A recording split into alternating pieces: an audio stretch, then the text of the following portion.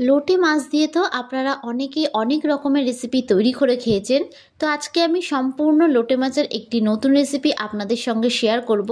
আশা করি এই রেসিপিটা আপনাদের সকলের কাছে খুবই ভালো লাগবে। আর এই রেসিপিটা কিন্তু দুপুরবেলায় গরম ভাতের সঙ্গে খেতে কিন্তু অপূর্ব লাগে।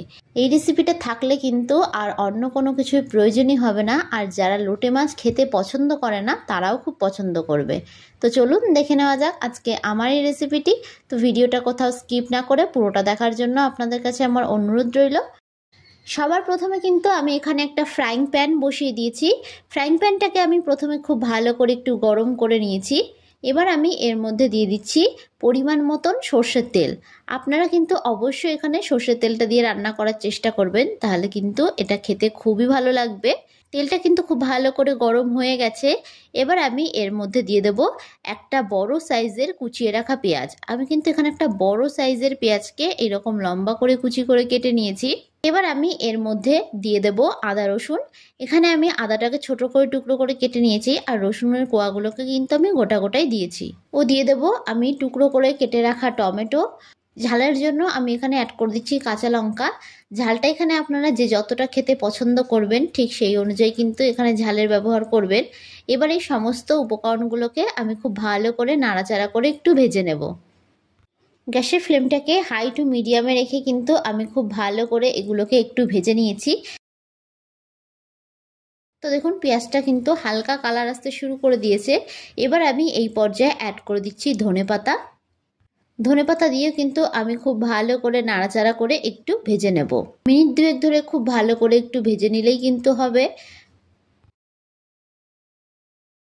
তো দেখুন ঠিক এই রকম একটু লালচে করে ভেজে নিতে হবে, খুব বেশি কিন্তু পুড়িয়ে ভাজার এখানে প্রয়োজন নেই। এবার এটাকে আমি একটু ঠান্ডা করে নেব। ঠান্ডা করে একটা মিক্সিতে দিয়ে আমি খুব ভালো করে এটার একটা পেস্ট তৈরি করে নেব। আর অন্যদিকে আমি এখানে নিয়ে নিয়েছি লোটে মাছ। আমি লোটে মাছটাকে কেটে ধুয়ে খুব ভালো করে কিন্তু পরিষ্কার করে নিয়েছি। আমি কিন্তু ঠিক এই রকম গোটা গোটা সাইজের লোটে মাছ নিয়েছি। পরিমাণ অনুযায়ী আমি এখানে 500 গ্রাম লোটে মাছ নিয়ে নিয়েছি। এবার এর মধ্যে আগে থেকে তৈরি করে রাখা পেস্টটা দিয়ে দেব। সমস্ত পেস্টটাকে কিন্তু আমি দিয়ে দিয়েছি। এবার আমি এর মধ্যে অ্যাড করে দিচ্ছি স্বাদ অনুযায়ী লবণ। লবণটা কিন্তু অবশ্যই আপনারা এখানে যে যতটা খেতে পছন্দ করবেন সেই অনুযায়ী অ্যাড করবেন। ও দিয়ে দিচ্ছি হলুদ গুঁড়ো। এবার আমি এর মধ্যে দিয়ে দিচ্ছি লঙ্কার গুঁড়ো। ও দিয়ে দেব পরিমাণ অনুযায়ী সর্ষের তেল। আমি কিন্তু এখানে 4 টেবিল স্পুন অনুযায়ী সর্ষের তেল দিয়ে দিয়েছি। আমি এখানে ঝালের জন্য কিন্তু অলরেডি আগে কাঁচা লঙ্কা দিয়েছি, তো লঙ্কার গুঁড়োর পরিমাণটা এখানে কিন্তু আপনারা একটু বুঝেই দেবেন। এবার এই সমস্ত উপকরণগুলোকে আমি হাত দিয়ে কিন্তু খুব ভালো করে একটু মাছের মধ্যে মাখিয়ে নেব। হাত দিয়েই কাজটা করে নেবেন, তাহলে কিন্তু সমস্ত মাছের মধ্যে মশলাটা খুব ভালোভাবে মাখানো যাবে। আমার এই ভিডিওটা আপনাদের কাছে ভালো লেগে থাকলে অবশ্যই একটা লাইক করবেন। আর যারা যারা আমার চ্যানেলের নতুন বন্ধু তারা অবশ্যই আমার চ্যানেলটি সাবস্ক্রাইব করে দেবেন। আমার ভিডিওর আপডেট সবার আগে পেতে পাশে থাকা বেল আইকনটা ক্লিক করতে ভুলবেন না। আর যারা যারা ফেসবুক থেকে দেখছেন তারা রনিতাস ফুড প্লেস পেজটিকে ফলো করে দেবেন। তো দেখুন খুব সুন্দরভাবে কিন্তু মাছটাকে আমি ম্যারিনেট করে নিয়েছি। ঠিক এই রকমভাবে কিন্তু কাজটা করে নিতে হবে। এবার অন্যদিকে আমি একটা ফ্রাইং প্যান বসিয়ে দিলাম।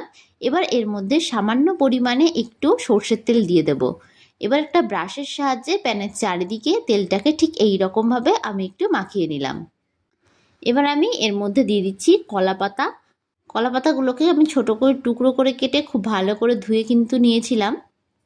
একটা কলা পাতা আমি দিয়ে দিলাম। এবার এর উপর থেকে আমি আরও একটা কলা পাতা দিয়ে দিলাম। এবার আমি এর মধ্যে সামান্য একটু সর্ষের তেল দিয়ে দিলাম।